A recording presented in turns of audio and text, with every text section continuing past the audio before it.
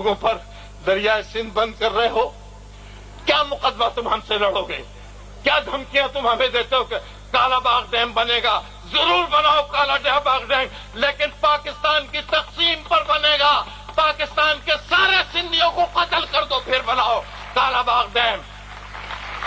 अभी तो कुछ लोग लड़ रहे हैं, मैं आपसे कहना चाहता हूं, और मैं आपसे हारी कमेटी वालों से कह रहा हूं कि भैया मैं तो बुढ़ा हो गया हूं, 2-3 साल में मर जाऊंगा, मुझे भी बुला लिया करो। कुछ नहीं है तो आग मैं भी लगाऊंगा इन लोगों में। अगर तुम हमें जलाओगे तो हम भी इस्लामाबाद जलाएंगे, तुम हमें मारोगे तो हम भी इस्लामाबाद को दफन कर देंगे। हम कमजोर नहीं हैं, इसलिए ये जो सिंध पर इल्जाम है कि सिंध ने कोई पंजाब को हमने नहीं मारा है, पंजाब गलत। पंजाब के लोगों से हमारी कोई लड़ाई नहीं है, हमारी जर्नैलों से लड़ाई है या पाकिस्तान के हमारे पंजाब के सरमाएदारों और जागीरदारों से हमारी लड़ाई है। आम पंजाबी से हमारी कोई लड़ाई नहीं है। आम पंजाबी ऐसे ही दुखी है जैसे हम दुखी हैं। हमारे दरमियान निफाक डाला जाता है। मैं कहता हूं सिंध ने क्या गद्दारी की? पंजाब के दरिया जर्नैलों ने बेच दिए। 3 दरिया पंजाब के, सतलज, ब्यास और रावी किसने बेचे? जर्नैल अयूब खान ने बेचे। उस पर 1000 लानत हो। पंजाब के दरिया, हमारा तो एक दरिया था ना सिंध, अब उसमें हिस्सेदारी मांगते हो। हाँ, 1945 के रिपोर्ट के मुताबिक, जिसमें हमारे पंजाब के इंजीनियर्स बैठे थे, जिसमें हमारे सिंध के इंजीनियर बैठे थे, 1945 में जो मुआहदा हुआ था, हम उसके तहत पानी देने के लिए तैयार हैं। और उस मुआहदे में लिखा था कि 1/3 पानी पंजाब को जाएगा, बाकी सारा सिंध को जाएगा। कहाँ है हमारा पानी? और उस पर तुम मजीद सिंध की मर्जी के बगैर छोटे सूबों की असेंबलियों की करारदाद को रद्द करके अगर तुम काला बाग डैम बनाओगे तो हम तुम्हारा ये मंसूबा अमल दरामद नहीं होने देंगे। अब मेरे प्यारे भाइयों, एक बात मैं और कहना चाहता हूं, कम से कम हमें एहतियात की जरूरत है। हमें हुक्मरानों की साजिशों में नहीं पड़ना है।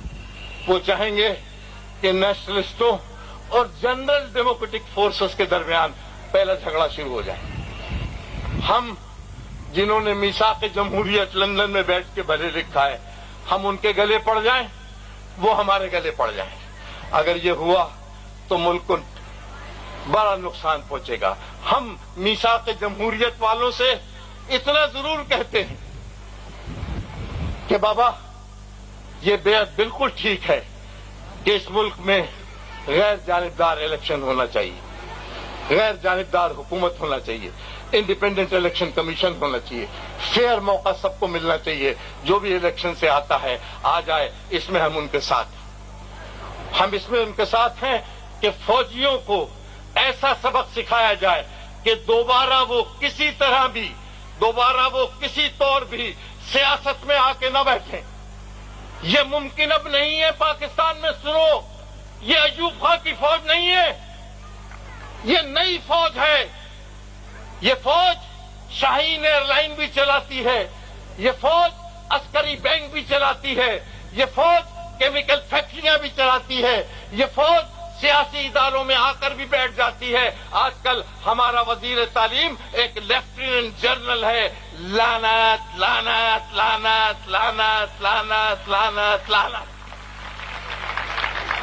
800 के करीब या 8000 है, फिगर भूल गया हूं, चलो जितने भी हैं। हुकूमत ने कहा है कि 800 फौजी पंजाब में भर्ती किए जाएंगे, जो प्रोफेसरों को, टीचर्स को, लेक्चरर्स को मॉनिटर करेंगे कि एजुकेशनल सिस्टम कैसा चल रहा है। बदबख्तों, मुल्क का तो दिफा कर नहीं सके। मुल्क तो तुमने तोड़ दिया, मुल्क को तुमने लूट लिया। कराची में बड़ी बड़ी जमीनों पर तुम 5-5 करोड़ का मकान है जो कराची की सरजमीन पर बन रहा है। मैं आपको ये बताऊं, सिंध के लोगों, इन्होंने जो कॉलोनियां बनाई है, एक जो मकान बना रहे हैं 5 करोड़ का मुफ्त में, हर जर्नैल को वहां दिया जा रहा है। अब मजीद का इजाफा हो रहा है।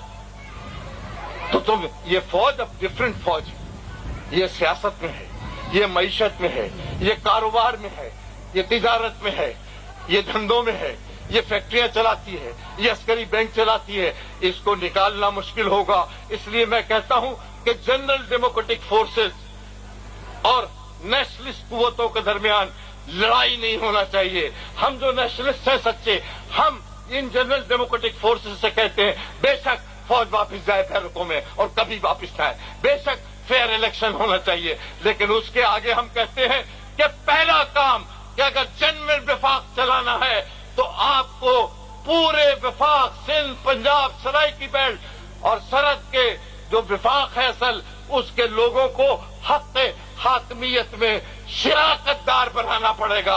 उनको सूबों को खुद मुख्तारी देना पड़ेगी। वहां तरक्की के लिए उनके अवाम से बैठकर मंसूबे लाना पड़ेंगे। उनके अवाम से बाला बाला जो मेगा प्रोजेक्ट चला रहे हो, ये हमें मंजूर नहीं है। इसलिए मैं कहता हूं हमारे कई महाज न खोलो, एहतियात करो कि मौलवी का महाज भी खोल दें, फौज से लड़ाई का भी महाज, नेशनलिस्ट और जमहूरी कुव्वतों में महाज, एहतियात से चलें, वरना इसका फायदा सिर्फ जनरल मुशर्रफ उठाएगा। मेरे प्यारे भाइयों, मेरे हारियों, मैं तुम्हें आखिरी बात कहता हूं कि जहां दुनिया में